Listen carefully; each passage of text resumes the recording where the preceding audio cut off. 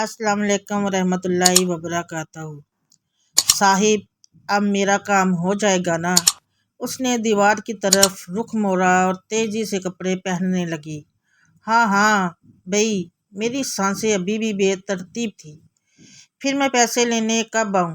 دوپٹے سے اس نے منہ پونچھا اور پھر جھٹک کر لپیٹ لیا۔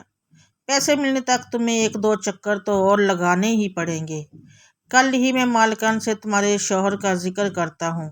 میں نے شرٹ کے بٹن لگائے، ہاتھوں سے بال سنوارے اور دفتر کے پیچھے ریٹائرنگ روم کے دروازے سے باہر جھانک کر آس پاس احتیاطاً ایک تائرانہ نظر دوڑانے لگا۔ ویسے تو نیا چوکیدار وقتاً فوقتاً چائے پانی کے نام پر میری طرف سے ملنے والی چھوٹی موٹی رقم کے بدلے میں میرا خیر خواہ تھا، مگر پھر بھی میں کسی مشکل میں گرفتار نہیں ہونا چاہتا تھا۔ پھر میں کل ہی آ جاؤں، وہ میرے پختہ جواب کی منتظر تھی۔ کل نہیں، میں روز اس طرح یہاں آنے کا رسک نہیں لے سکتا تھا، اس لیے بس آ بھر کر رہ گیا۔ ہائے، غریبوں کو بھی کیسے کیسے لال مل جاتے ہیں۔ میں نے نظروں سے اس کے جسم کے پیچ و خم کو تولتے ہوئے سوچا، ارے سنو، تم نے شلوار الٹی پہنی ہے۔ وہ چونک کر اپنی ٹانگوں کی طرف جھکی اور خجل ہو گئی۔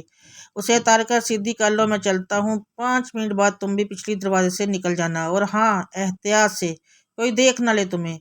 زیمل خان 4 سال سے ہماری فیکٹری میں رات کا چوکیدار تھا۔ 3 ہفتے پہلے فیکٹری میں داخل ہونے والے ڈاکوؤں کے ساتھ مزاحمت میں ٹانگ پر گولی کھا کر گھر میں لاچار پڑا تھا۔ مالکان اسے کے علاج کے لیے 50,000 دینے کا اعلان کر کے بھول گئے تھے، سو اس کی بیوی اسی سلسلے میں بار بار چکرا رہی تھی۔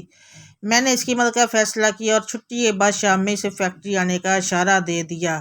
عمر اپارٹمنٹ کی سیڑھیاں چڑھتے ہوئے مجھے عقب سے اپنی بیوی کی آواز سنائی دی۔ اس کے اور میرے گھر لوٹنے کا وقت تقریباً ایک ہی تھا، اور کبھی کبھار تو ہم اسی طرح اکٹھے گھر میں داخل ہوتے تھے۔ وہ ایک چھوٹے بینک میں کلرک تھی۔ ایک خوشخبری ہے، قدرے فربی مائل وجود کو سنبھالے وہ تیزی سے اوپر آ رہی تھی۔ خوشی سے اس کی بانچیں کھلی جا رہی تھی۔ مینیجر صاحب میرے کام سے بہت خوش ہیں، اور آج ہی انہوں نے میرے پروموشن کی بات کی ہے۔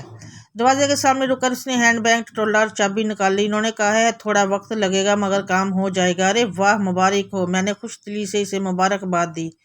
تمہیں پتہ ہے مجھ سمیت 5 امیدوار ہیں، اور وہ آصفہ ہے نا، وہ بھی میرے حق میں نہیں، مگر ڈائریکٹر صاحب میرے کام سے بہت خوش ہیں۔ کیوں نہ ہو، میں اتنی محنت جو کرتی ہوں، اور ویسے بھی۔ وہ گھر کے اندر داخل ہوتے ہوئے بھی مسلسل بولے چلی گئی۔ میں اس کی پیروی کرتے ہوئے اس کی فتح کی داستان سے محظوظ ہو رہا تھا کہ اچانک میری نظر اس کی الٹی شلوار کے ریشمی دھاگوں میں الجھ گئی۔ مکافات عمل کو یاد رکھیں جب آپ کسی کی مجبوریوں سے فائدہ اٹھائیں۔ سٹوری پسند آئی ہو تو لائک اور شیئر اور سبسکرائب ضرور کیجیے گا چینل کو۔